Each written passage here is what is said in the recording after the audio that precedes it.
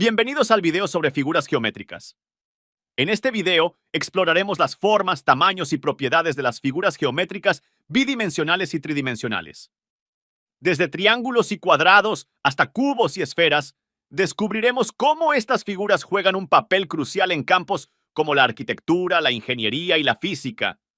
Soy Diego Alberto y te pido que nos acompañes en este viaje por el fascinante mundo de las figuras geométricas y descubre cómo su comprensión puede aplicarse en situaciones del mundo real. Pero antes expliquemos algunos conceptos.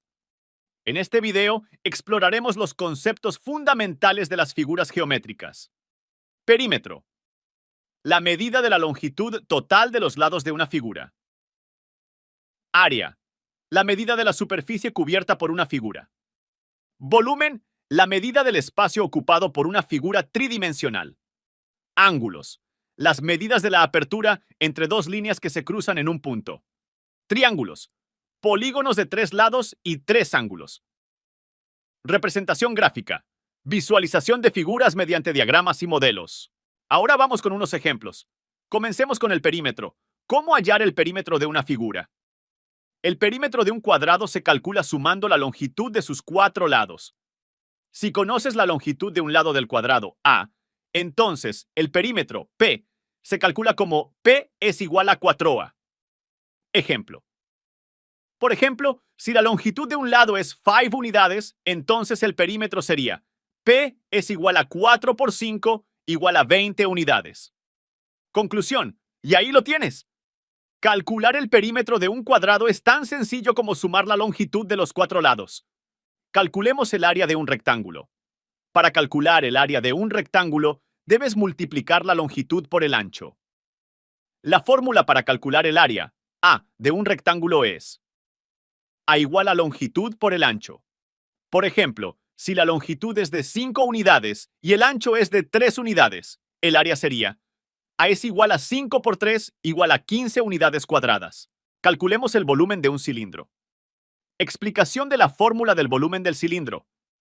El volumen V de un cilindro se calcula utilizando la fórmula V es igual a pi por radio elevado al cuadrado por la altura, donde pi es aproximadamente 3.1416, r es el radio de la base y h es la altura del cilindro. Primero elevamos al cuadrado el radio, luego multiplicamos por la altura y finalmente multiplicamos por pi para obtener el volumen en unidades cúbicas. Para terminar, veamos cómo funciona el teorema de Tales. En mi casa hay un pequeño árbol de 2 metros de altura. La sombra que proyecta al suelo mide 2.65 metros. Si en un determinado momento del día, la sombra de un árbol más grande es de 3.98 metros, usemos el teorema de Tales para hallar la altura del árbol grande. Según el teorema de Tales, la proporción entre las alturas es igual a la proporción entre las longitudes de las sombras.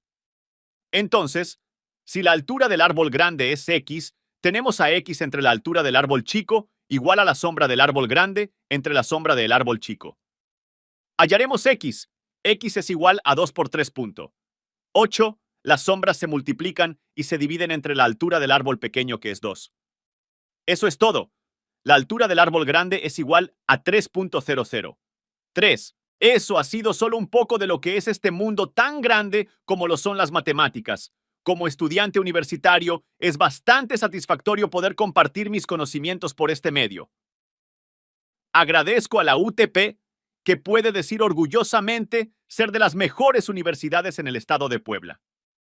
Soy Diego Alberto Estrada y eso ha sido todo por hoy. Muchas gracias.